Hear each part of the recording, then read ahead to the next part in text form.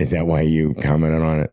No, that's not why I commented on it. But we'll get into that. Are we? Let Oh, we're Hunter, good. let Folks, Hunter first folks. start. It's all part of it. Go ahead. Folks, we're live. Here we are again, another episode of What Do You Say, Dad? I am your host, Hunter Sansone, with me, my father, my co-host, Gregg Sansone. Nothing to say. Oh, you always, am I supposed, hi. No, I mean, you do what you want. And then with us today, we have a very special guest, my uncle, Nick Sansone. Welcome to the show. Good to be here. Thank you for having me. He's my brother. You were going to say. Yeah, no, my dad's uncle. youngest brother, my uncle, my godfather. Yeah. And we are back with another episode. We're in Nick's beautiful home. How do you like how we did on picking out the location? I think it's interesting. I kind of like it. I didn't expect it, but it's cozy. We're here in the laundry room. Dog. Yep. Dogs. We're here in the laundry room with the dogs. And 10 beautiful rooms to choose from, and we chose here, but that's okay. Right. This is the mud room. This is the mud room, right? And I knew it wasn't right up your alley, and Hunter was like, and I said, should we cater to the guest what he likes, because he likes nice stuff and he's got a magnificent home, and he goes, it's our show and we got to just stay with our theme. So I'm glad you like it now, which is what really, is the theme? It's raw, authentic, love it, grounded, and we discuss a lot of different things too. Not fancy. Yeah, not fancy. We just discuss a lot of different things, being father-son relationships, family dynamics, overcoming obstacles, dark times, what you learned from it. Love it. Mental health, all of it. Thank you, Hunter. I would like to say that I am very pleased to be here, as I always am. These podcasts, this idea that my son Hunter came up with, What Do You Say, Dad? Which is really, really cool, about life, OCD, and other bullshit. You didn't say that this time. You know what? I dropped the ball on that, I believe. I understand that. And so I'm really, really glad about that. And having Nick on here, first of all, when I come in town, Nick lets me stay at his house, at least so far. Anyway, but having Nick on here is truly a special, great idea. Nick is an unusual guy. He's the youngest in our family. We used to call him Baby. Really? Yeah. Baby. Are you close enough to the mic? Okay. And anyway, he's the youngest in the family. And when he was born, I was 15. And so Nick is very cool. And he's been through a lot of changes in his life. Is that fair to say? Yes. Yes. And that is just absolutely cool to me. I've been through a lot of changes in my life. Hunter, would you say you've been through a lot of changes in your life?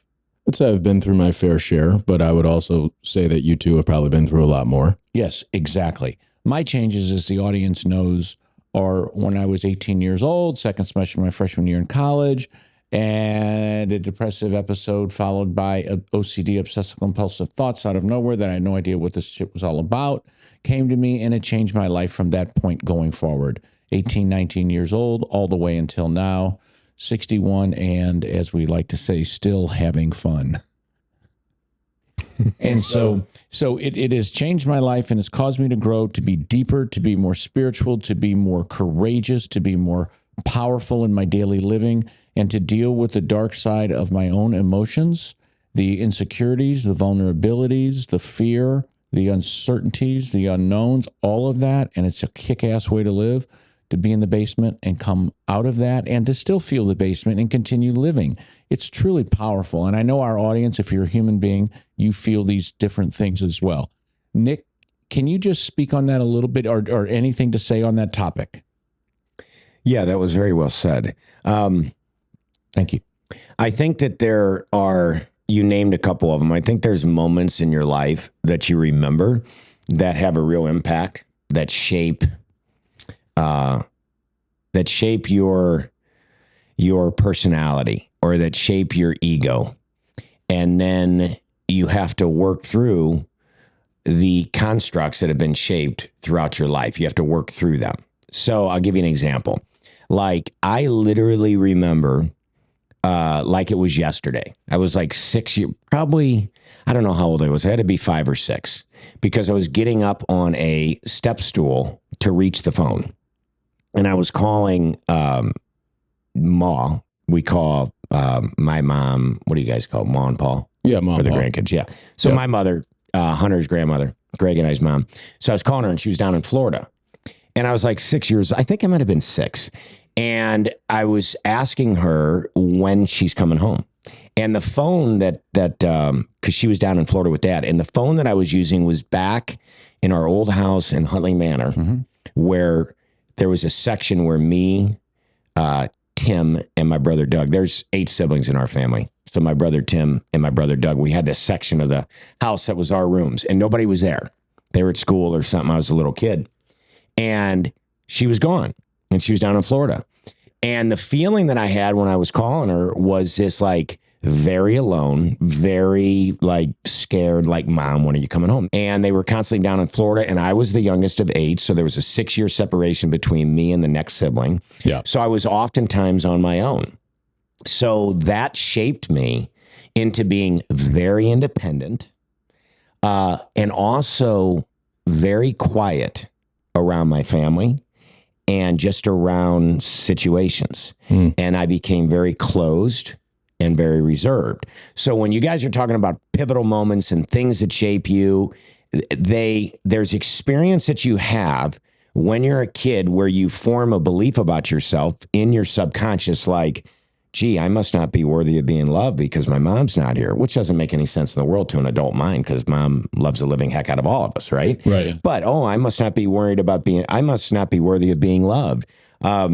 I need to silence my voice just to survive. Nobody's here. What's wrong with me? So you create these stories that then those are like your education in life to then work through. So it's almost like this full circle thing. You have these pivoting moments that shape these beliefs of yourself that are not true. Right. And then you go through life grinding out of it all. So when your dad was talking about pivotal moments, I think I can literally look back on my life and I can name like 6 of them that Wow. shaped this opinion of myself that was never true, that you then have to work through. Yeah. Like you then said, you spend the rest of your life working through those things to get in touch with your to true get in self. touch with who you truly are. Bingo. Which I think is the main purpose of life. You know, what's so interesting to that point for me with doing what I do as an actor, one of the things that you are most encouraged to explore when you're trying to express vulnerability on command, which is what in essence we have to do, is they tell us to get in touch with your child self, your inner child, because your inner child is your most truest, your most vulnerable, your 100%. your most innocent self. And then from that place, you can find play, and you can find all of the things you need to access in order to be authentic and honest in a moment when the camera's rolling. And so that's just interesting when you talk about how when you're a child, that is when those things really happen and shape you. Yeah, and they can also, the other is you can get positive things too. Like 100%. being fiercely independent is a positive thing. Mm-hmm. You learn about survival, and you learn about, getting through things on your own and stuff like that. So there's a lot of good lessons you take from it too. I mean, Of course. But yeah, heck, another one that I can think of, high school graduation. I remember that. I received a blank diploma because I didn't graduate. I actually flunked English. And so they allowed me to walk with my class, but I received a blank piece of paper. I didn't graduate. Wow. So we went out that night and celebrated. I remember we went to Bush's Grove, and I felt like the biggest loser in town because I had a blank diploma. Yeah, I get it. What a bum. And Yeah. so then I had to go to summer school after high school to get my diploma. So they sent it to me. So, but that shaped this feeling of, gosh, I'm just a piece of shit. I couldn't even get a high school diploma. So then I went into college and drank and fought and just did wild stuff. But that also fueled something in me to like not want to feel like that about myself, which then is kind of a catalyst for grinding it in business. Yeah. And constantly wanting to go hard and constantly wanting to win and do a deal after deal after deal. It's because it's like never enough, because you're trying to prove to yourself that you're enough. You had this fire. So it's weird. It's like you get these positives from it too. Yeah. Those things that can create pain or trauma or things you have Yes. to work on can also be your biggest strength. 100%. That's duality. Yeah. And what you taught, the dark spots in your life that happened that you remember. We all have those in our childhood. I guess some to more degree to another. I had them very powerfully as well in different areas. What I find, and I always love to talk about the truth, as far as I see the truth, the raw, unadulterated truth in my mind and heart. That's what I love to talk about. And I find it very interesting when this shows how our stories that we make up about ourselves, as real as they are to us, they're just so unreal to others in the face of like true facts. Like, for example, when Nick said, so the time you were coming up, like I said, I was 15 when you were born. So the time you were coming up, that 5, 6, 7 range, all the way through high school and all of that, that was a remarkably tumultuous time for our family.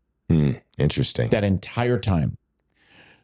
You were 5, 6 years old, all the way through 18. That what is it, 18 year period was remarkably tumultuous in our family. Interesting. Tremendously so. And you were the youngest. And so there was a lot where I was more middle. So I didn't have, there was always people around. You being the youngest, people were gone and growing. Yes. And moving. And it was a very challenging time that mom and dad were dealing with certain family issues. Yeah. Part of me included, part of others included.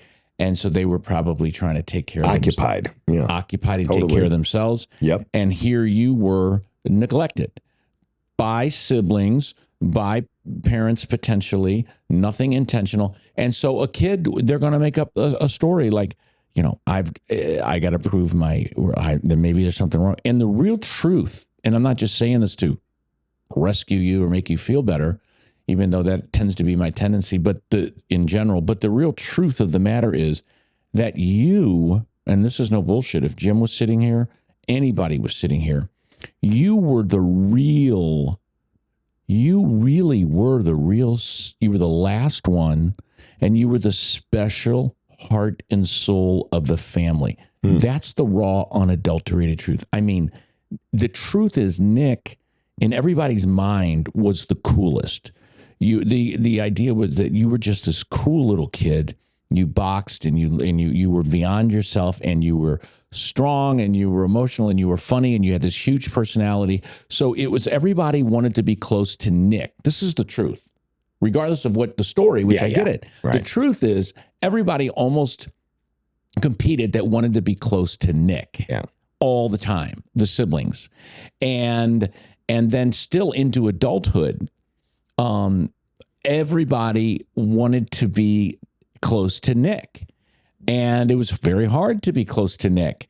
And because of what happened. Mm-hmm. And I know Doug in particular always wanted to be close to Nick. My dad always wanted to be close to Nick. Jim, Tony, Debbie, everybody, me, all of it, everybody.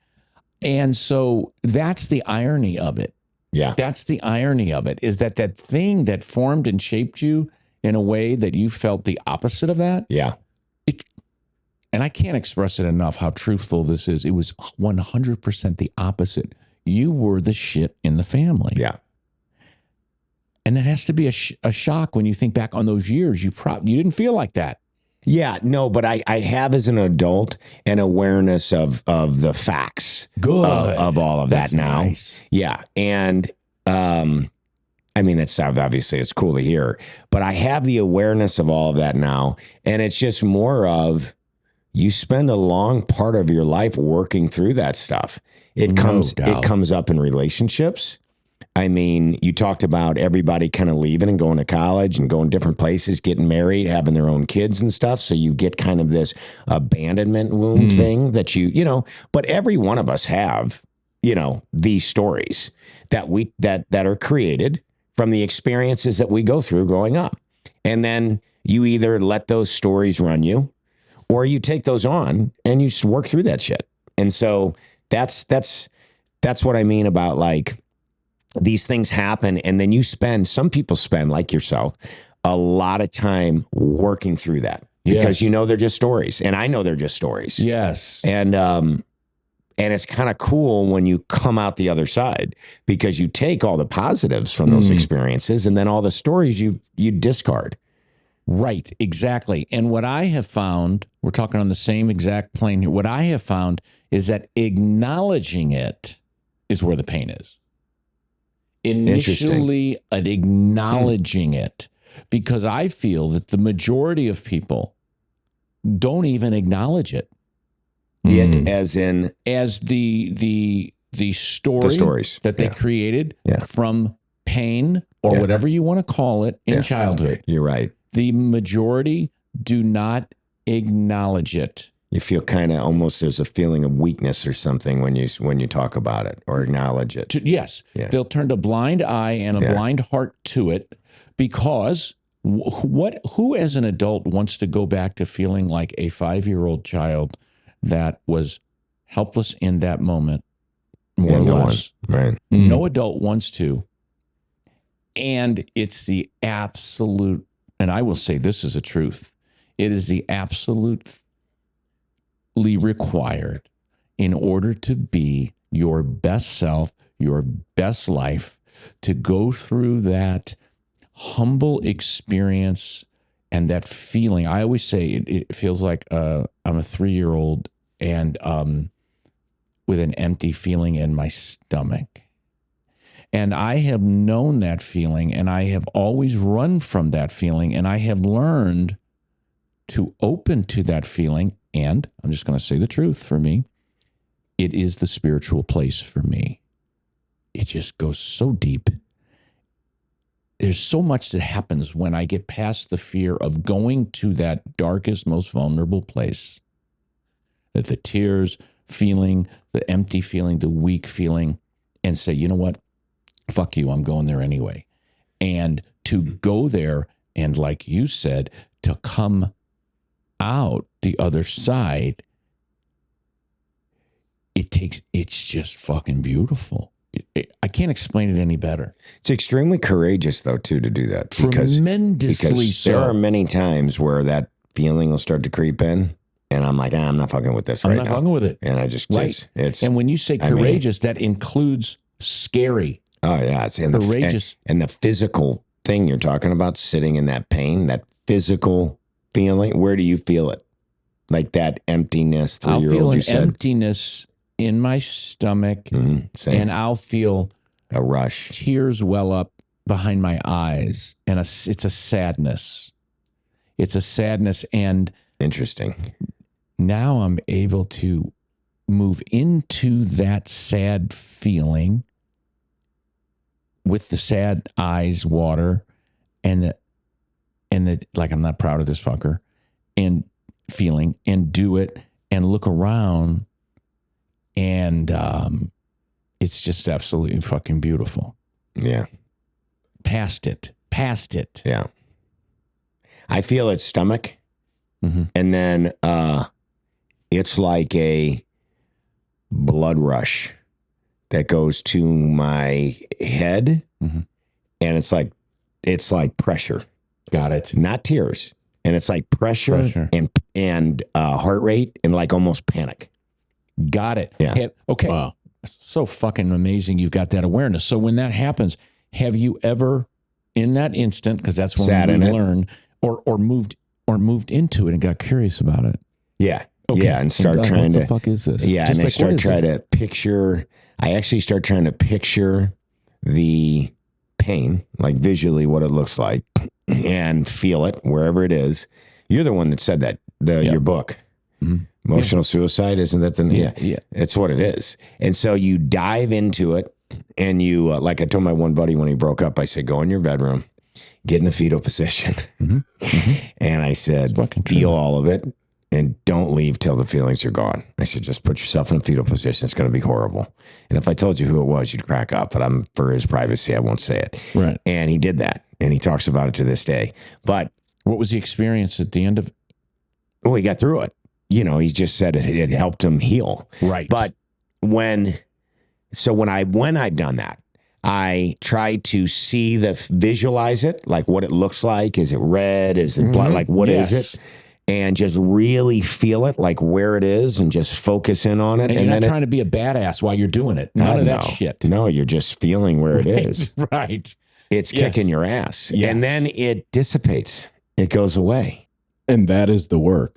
Huh? That's the work. Sitting in it, acknowledging it. Because sitting in it is so hard. And I think that's just so key for everybody to understand. It's harder, when we say, oh, well, do the work, simply acknowledging it all and you have not to do. running That's from it. the feeling That's is it. the work. That's more work than any talk therapy, any books, anything. And it's actually more scary when it's coming on and you're thinking about whether you're going to dive into it or not than once you're actually in it.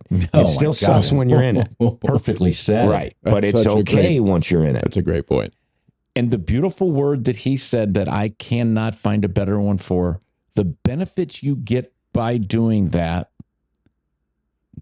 it dissipates. Yeah. And what a freaking remarkable benefit to get if you know that feeling and you're there and it's beating your ass.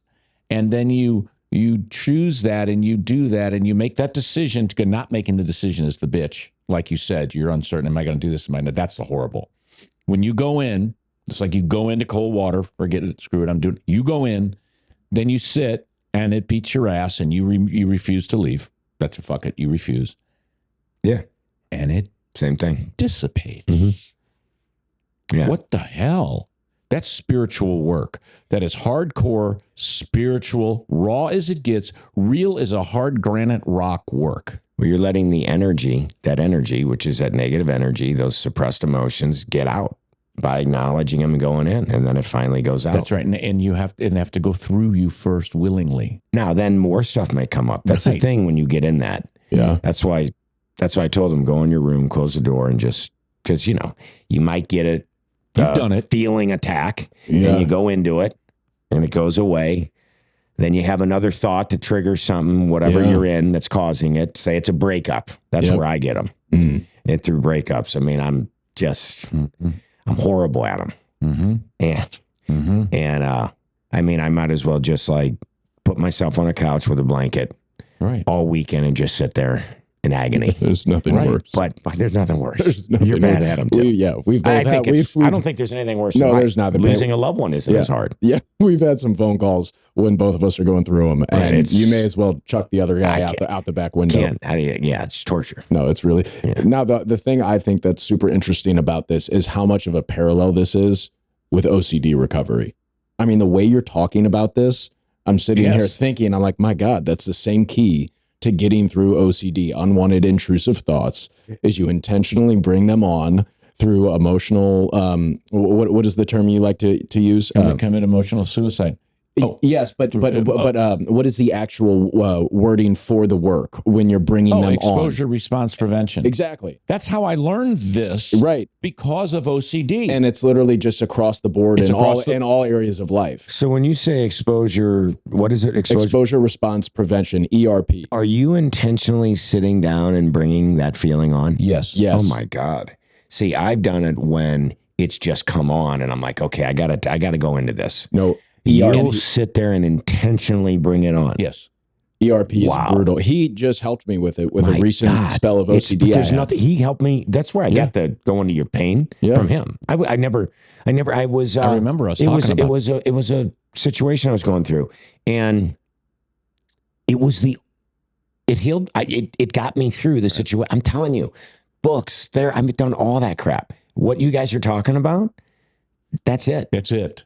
That's it. Across the board in so many different areas of life. And one distinction I want to add to that I've learned with this powerful, debilitating feeling that we're talking about is that there are times when it's so powerful with me, the OCD deeply embedded crazy shit, that if I do it, I'll do it, and it feels like it's going to take me away. Like it's going to, and this will be curious to understand your experience with this.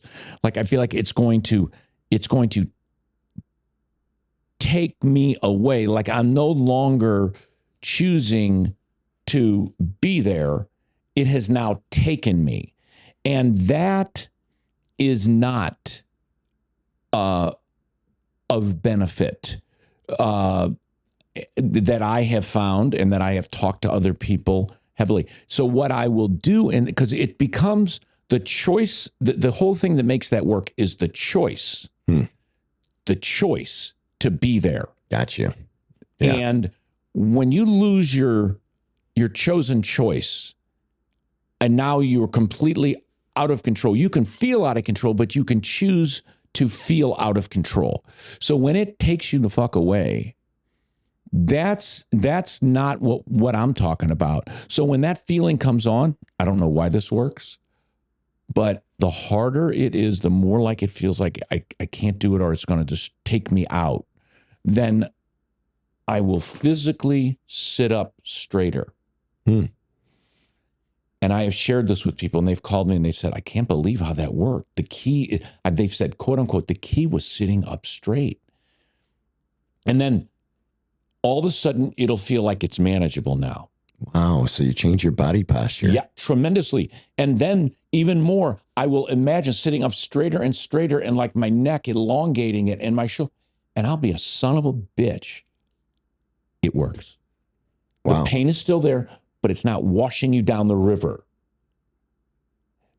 You want to be able to still look at it. It's the awareness thing. It's the powerful looking at it and feeling it.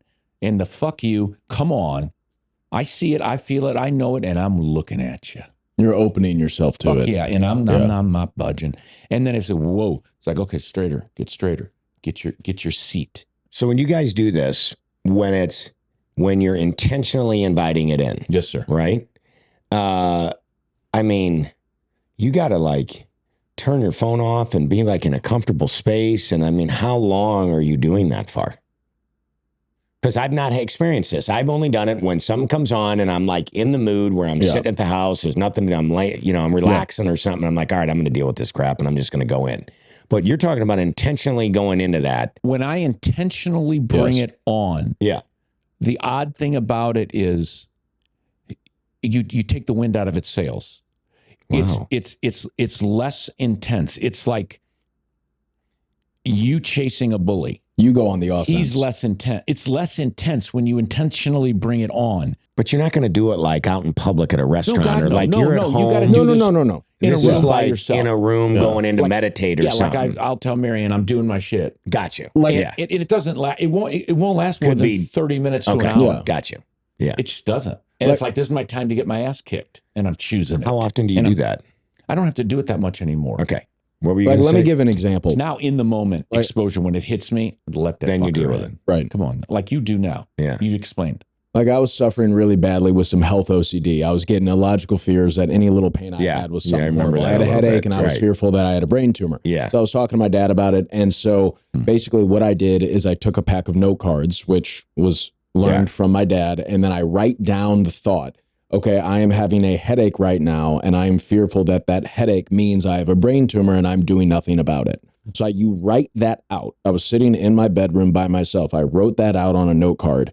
And then what I would do is I would read it and I would stare at it and I would let myself feel those emotions, the anxiety of that happening. Or of just reading Or it. of What just it brings reading it. to you. Exactly. Whatever it would bring on to me in the moment. And I would let it reach its peak climax of shitty, awful anxiety, panic feelings, whatever, tears, all of it.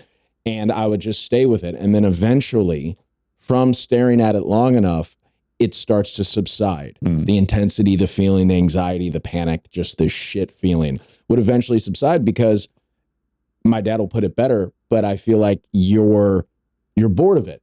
You're tired of it. Now, do you have to, it subsides then, right?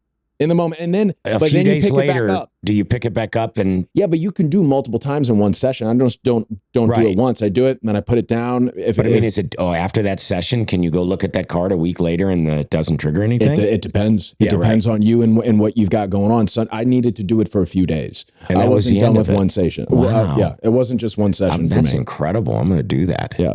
So you write out the fears that are bringing on the physical pain. Correct. Yeah. Or even, I'm sure, across the The board. mental pain. The mental. You a write, breakup. I'm sure it works with a breakup. You write whatever the shitty feeling is. You Yeah, try to or- put it into words. Well, you're going to be alone the rest of your life. write it down. Write it down.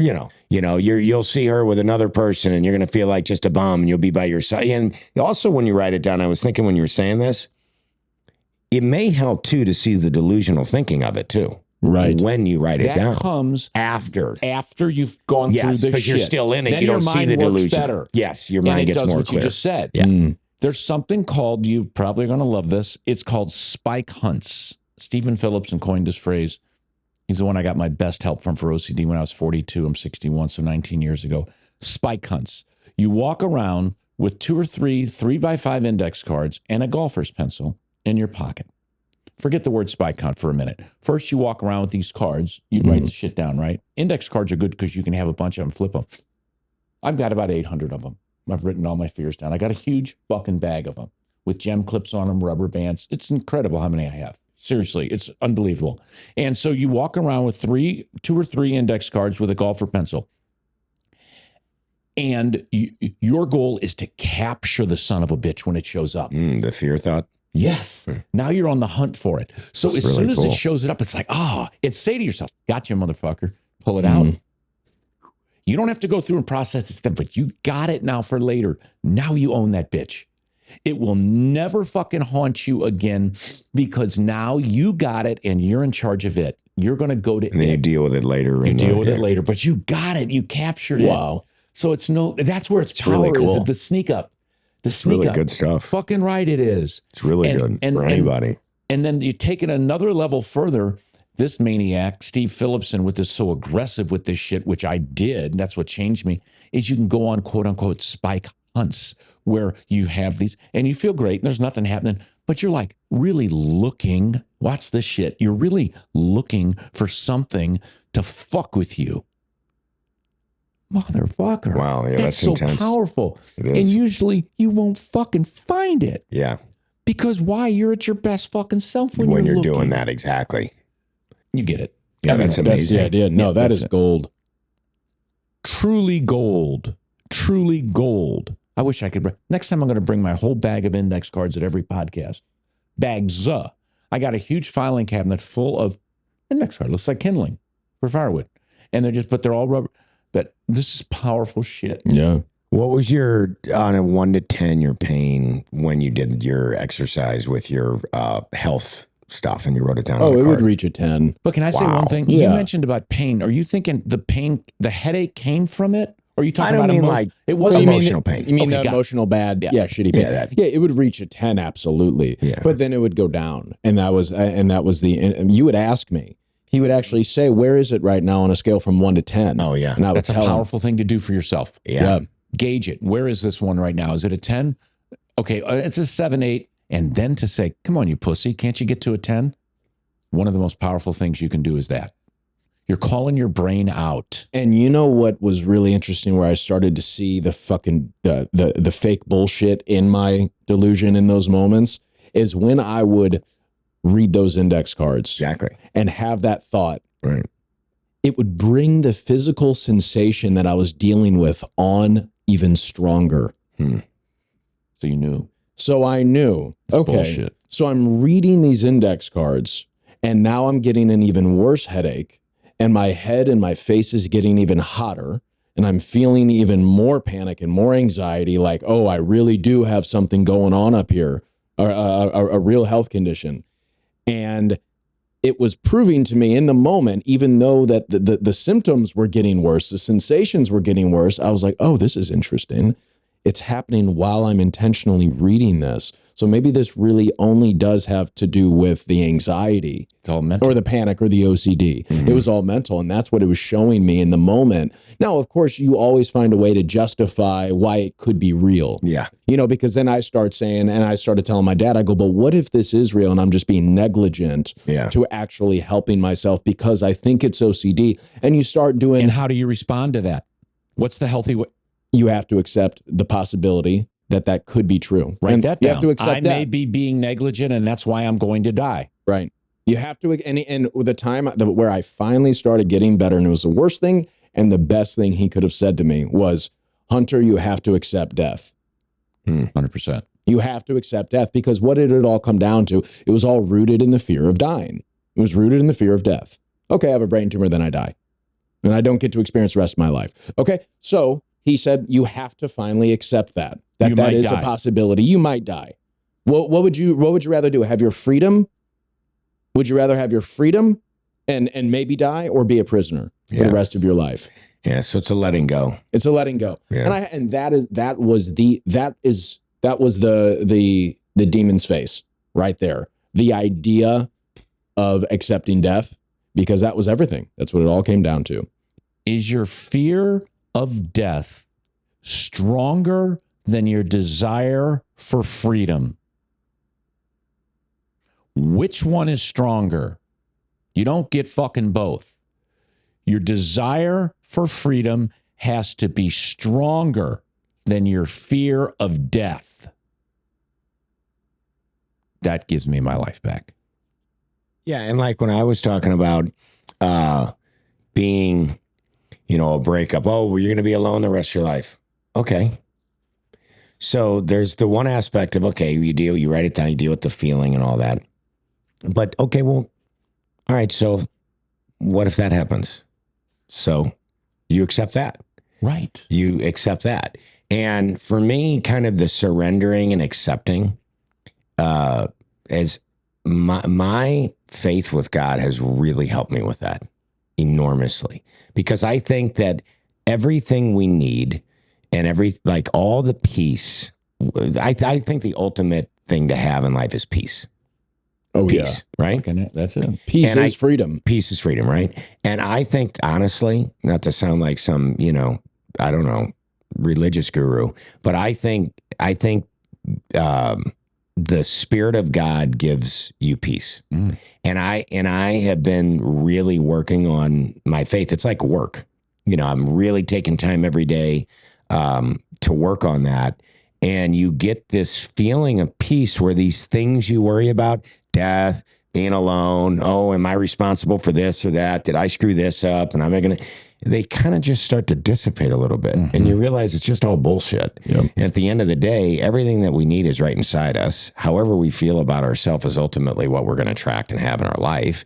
And so if you're feeling at peace, if you're feeling good, if you're kind of surrendering a little bit, all these things and worries it makes it easier to let them go. Right. And it just kind of accept. Yeah. That's it right there. That's it right there. They get so much smaller, because what happens to me, it goes very, very, very deep. They get smaller and inconsequential, everything you just said, because when I go deep in myself and it's all inside of us. So the Spirit, the God, is it inside? I was inside of us. What is the difference between a dead person and another person?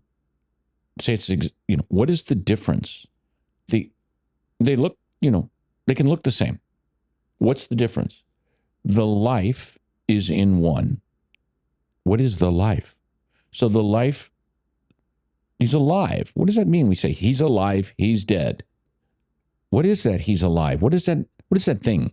We can put labels on it, take some meaning. We can call it energy. We can call it whatever the hell you want to call it. But that thing that makes this one alive and this one dead, that thing in us, what you're saying, everything we need is inside of us. When we connect with that deeper and deeper and deeper, what you just said happens. And that's, for me, the spiritual realm. There is no death. there is no separation. And it's truly, you hit that. That is the words suck trying to use it, but that is that infinite place. You talk about, you always hated the idea of death, and you do. And that goes away. Because True. You're not your body. We think we're our body. No. This is a skin bag. Yeah. It's that invisible thing. That's the thing to get in touch with. Bingo. Yeah. Beautifully stated. And for listeners, I mean, and like you said, it's very hard to find words when you're talking about this sort of thing. How would someone get in touch with that side of themselves more if they wanted to get in touch with that thing? I'll tell you exactly how I do it. I go in, number of ways, number of portals to do it. One way, that the most accessible, easy way, is your pain. What we were talking about earlier, your pain, your feeling, your distressing, generic feeling of distress, sadness, fear, aloneness, anxiety. I mean, that you go into that. When you go into that and it begins to dissipate and you stay there. Don't just leave because now you feel better. Stay there. That takes you there. That takes you there. Even once that's other bad's gone, now you're in there. That's one way. Yeah.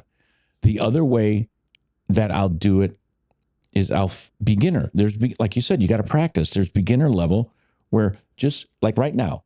Okay, so you're sitting here. Can you feel on your arms right now under your skin? Can you feel a sensation under your skin? Yes? Yes. Well, what's one word to describe it a little bit? Tingly. Okay. That's the beginning. Internal feelings in the body. Become as aware of them as you can. Deeper and deeper. And you'll be so blissful and peaceful, you may just But the deeper you go into that, that's that spiritual access. The self-awareness. Yeah, but I hate but physically. Yes.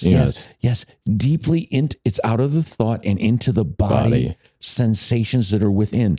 Can you feel your aliveness within? Purposely feeling your aliveness within is spirituality. Wow. Can you feel your aliveness within? That is the key. That just clicked. Okay. That just clicked for me. Can you feel your aliveness within, almost identifying what that physical sensation is? And experiencing it. Experiencing it more than identifying. Experiencing it. Wow. Continuously and deeper and deeper. That's why you see these mystics and monks. They're so peaceful. They live in that meditative state. What is meditation? It's a spiritual arriving. It is not magic. Nick said it. It's everything you need's inside of you. Go there. Fuck your ego and your thoughts and your mind and your ideas. Get into this thing, dead and alive. Get into that one thing that makes this one alive. If that's not God, that is God. That's the divine. And bring water to your fucking eyes. And when you feel good, my temptation is to leave there because, now I feel good. No, go in more. I'm still learning that one. Yeah, it's silencing the mind and just getting quiet and going inward. That's a heck of a tip, to go inward and silence the mind to feel your aliveness under your skin. That's really good. I work with this mystic, and he's incredible. And the guy's unreal. His name's Dr. Joseph Levery. And he has given me this breathing practice. It's called NAAM meditation, N-A-A-M. It's kind of new to the West. He's the guy that pretty much knows it and has brought it to the West. It's unbelievable. And so you do these mantras, and it's all about breath work, and it's focusing on your breath and breathing in and then exhaling very, very slowly. But when you do these mantras, what you don't realize is how slowly you're exhaling by repeating these mantras over and over and over on the exhale. It's like 30 seconds. So I could never inhale and sit here and try and think about 30 seconds exhaling. I'd go crazy. I've never been able to do meditation. None of it. It's always made me nuts. But this, when I have a mantra and there's music, it does what your dad's talking about, which is I'm completely out of my head.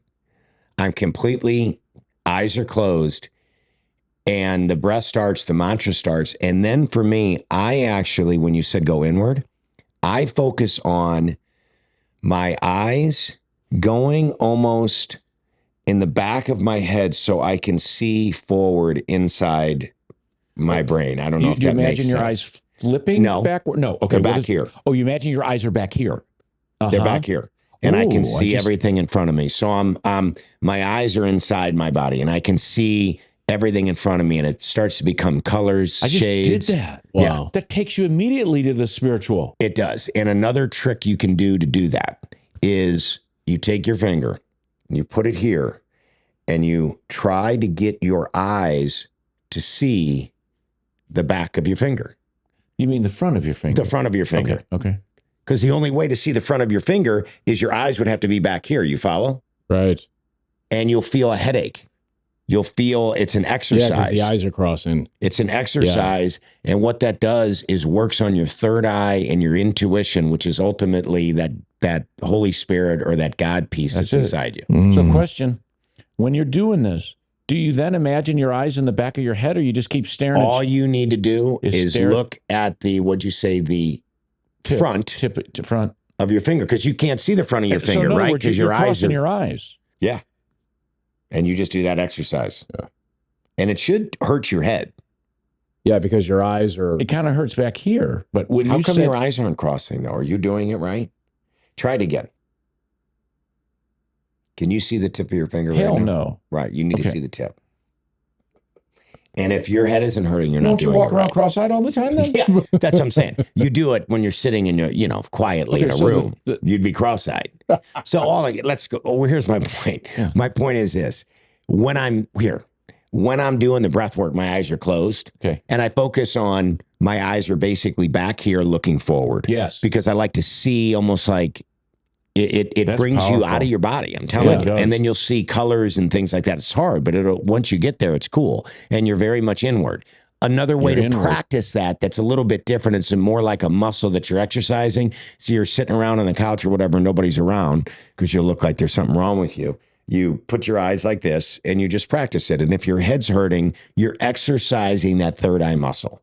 He has not done it yet. No, he was did it perfectly straight. Right, I know he was. Completely straight. I don't want to cross my eyes. Okay, well, that's the exercise. Okay. But if you don't want to do that exercise, don't just close your eyes, like I talked about earlier, and imagine your eyes are back. Okay. I just imagine they're back here looking forward, and I'm immediately in that center. Okay, that's beautiful that you can do that. For you. Yeah. It does it for me.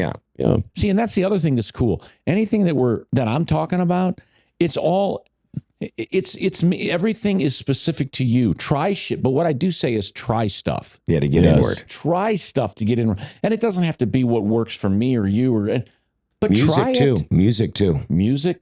Yes. Try things. Because what we're talking about here is what this all comes down to is finding more peace and more freedom in your life. Because it sounds like for the three of us, that is kind of our recipe for happiness. 100%. Yeah. Peace and freedom. Peace and freedom. And I think that comes from the Spirit of God, which is inside us, which we have to tap into. 100%. Prayer, meditation, other things that people can do. Everything we're talking about. These techniques. Are just these are just other methods to access those parts of yourself. Yeah. Bingo. Well, that's big. And then you start to just feel it inwardly. I've done it so much now, I can just access it. Somebody said, they say it's always there. All you've got to do is go to it. Mm. It doesn't leave ever. No, it's exactly always there. Yeah. And so the more I practice with it, the more it's like almost a constant state. It's becoming more and more. I can go there more and more and more. And it becomes more of the norm for me. And I got a lot more way to go. But it's a beautiful thing. But like I said, you see these mystics and these different people. What is it? You're so happy. They're not faking shit. No. That one man I told you about? Yes. He's the most peaceful, right, happiest what does he human want or need? I've ever seen. He doesn't need a damn thing. He's floating. Right. He's floating. That's what it's like. What's more beautiful than that? And we think all these other things externally are going to bring it to us. Yeah, they don't. And they don't. And I was just about to ask, what gets us out of that flow state? Is it that obsession with things and getting caught up? Like, I almost wish there was a way we could prevent ourselves from getting all discombobulated before we even do. And that's just part I think that's the just part of humanness. life. I think that's the exactly. experience of being human. It's just, you're Right. always going to have that to work on. Exactly. And I think you have to make a decision to continually, repetitively practice what we're talking about. Repetition is the mother of all skill. How do you learn something? You do it repeatedly. We're not taught this stuff. We're taught all kinds of external things. We're not taught to look within. So how do you get more of it? You intentionally choose to work on it more. Like you said, you gotta work at it. Yeah. Yeah, and I think it's kind of the purpose of life too. It's like all these things that we go through, these experiences, they're all just lessons. Like, and I know everyone says that, but like, think of empathy, right? How are you going to have empathy for someone if you have not suffered yourself? Or compassion? How are you going to have compassion if you haven't craved it yourself? Like, so these experiences that we go through teach us virtues. And so it's almost like just the rule of life. It's like the law where you must go through pain to have light. You know, your body, you got to work it out, go through pain, right? To be in shape. You've got to grind in business for it to be a success. It's just kind of how things are. To appreciate the success. And to appreciate the success, right? I feel like I've heard this somewhere. Is it a movie or a famous quote? I asked God for patience, and He gave me an opportunity to exercise I've patience. seen that before. I don't know what it's from, but it's just clicking in my mind right now. I asked God I've seen for it this. on social. Yeah. Say it again. I asked for patience, or I prayed for patience. So God gave me an opportunity to exercise obstacles patience. where I needed to be where patient. I needed to be patient. Yeah, God delayed my satisfaction, so I needed to be patient. Yes. Right. I feel like, and there's so many I asked for faith. God put positions in my life where I was scared and my faith was put to the test. Right. So I'll ask myself a lot, what is the lesson here? What am I learning through this right now, through this pain? That's so hard to do. Why am I going through this right now? It's hard to remember to do. That's what I mean. It's hard to remember in the thick of it. I write the shit down on my phone. These things, so I remember to do it. And I look at it every single day and I put it on repeat forever.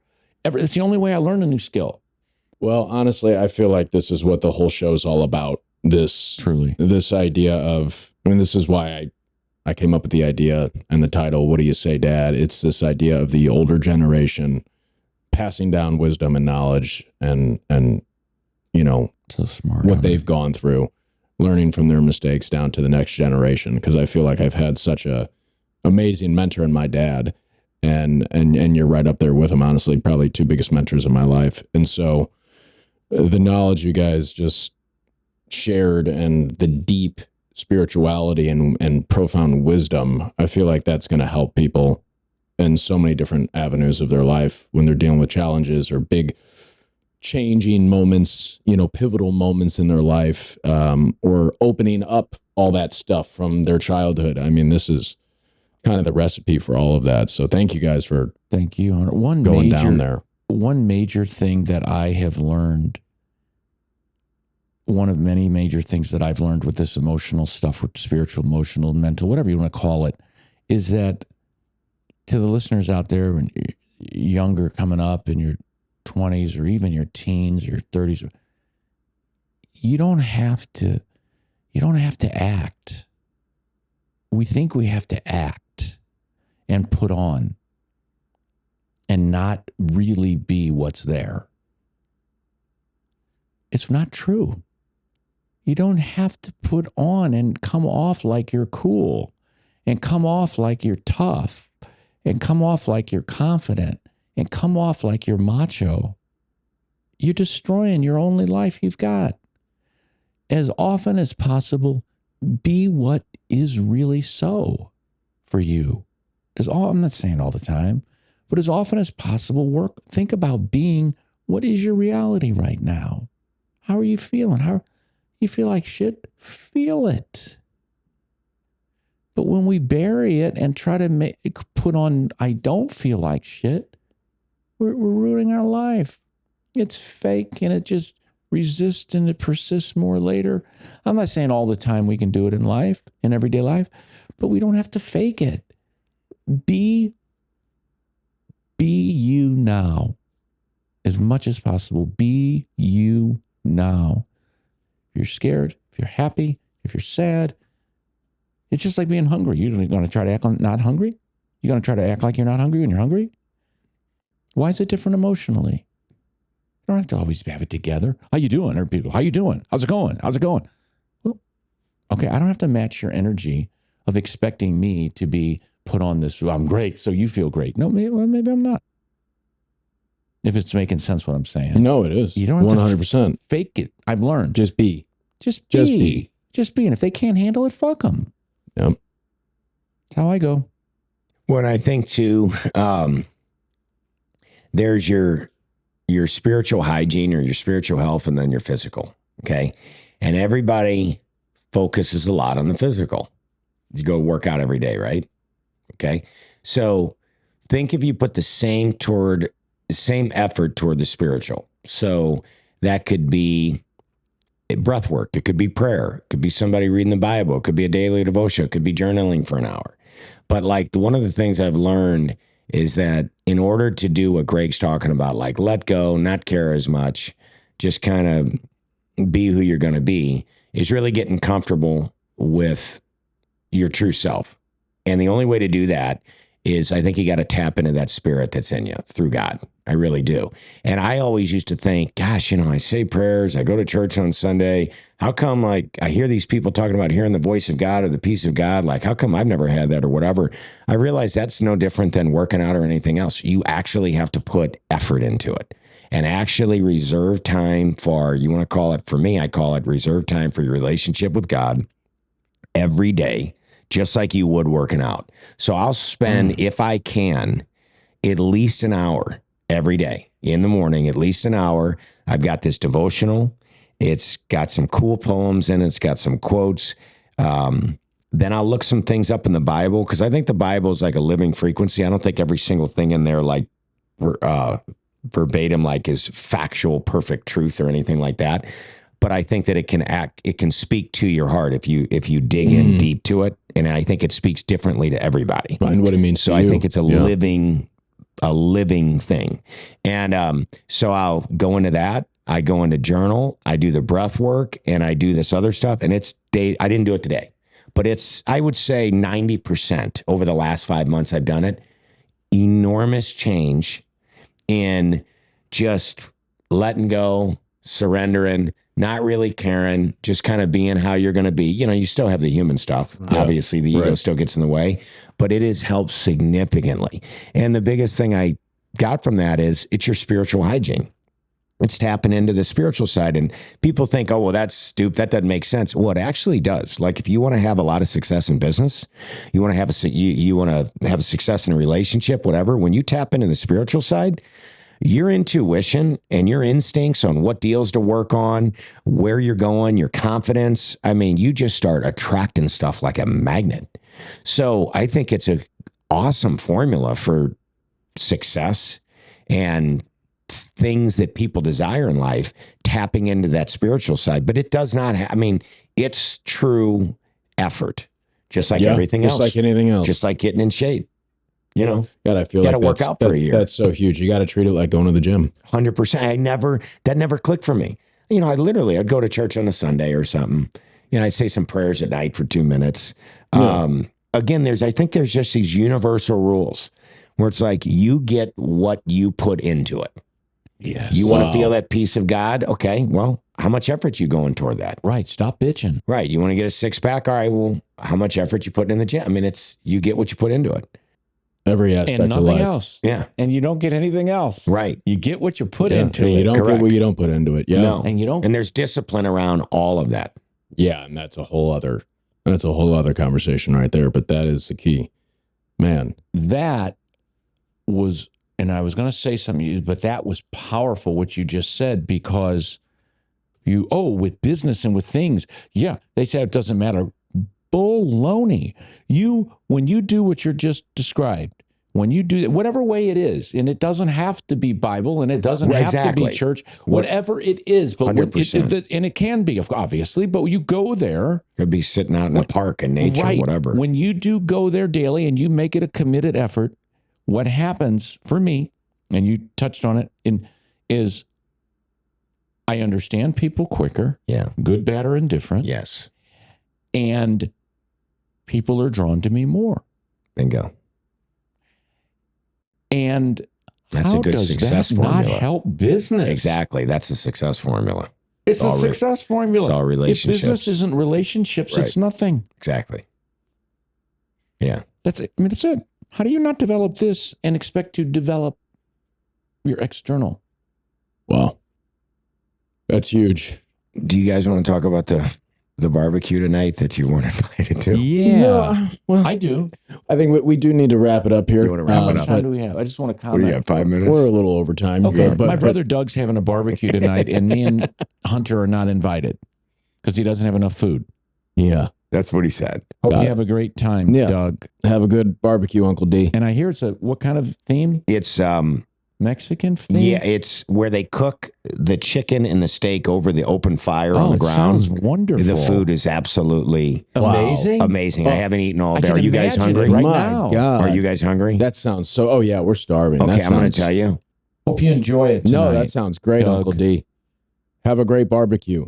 Man. Enjoy it at Doug's tonight. Yeah, no, really, really enjoy. And I will. Yeah. Maybe bring something back. I was Yeah. just thinking about that. Yeah. I will. Well, folks, thanks There for won't be any- listening. Thanks for listening to another episode of What Do You Say, Dad? A father-son podcast about life, OCD, and other bullshit. I missed the intro in the beginning. We just brought it home. I think you guys were great, and it was Yeah. a really good yin and yang. Got it. All Yeah. right. I Thank you. thought it Thank you, was everybody. excellent. We appreciate it. Should I show him the pipes? Show him the pipes. There it is. He's got a broken chicken wing arm. He does that every episode. All right, guys. Cut.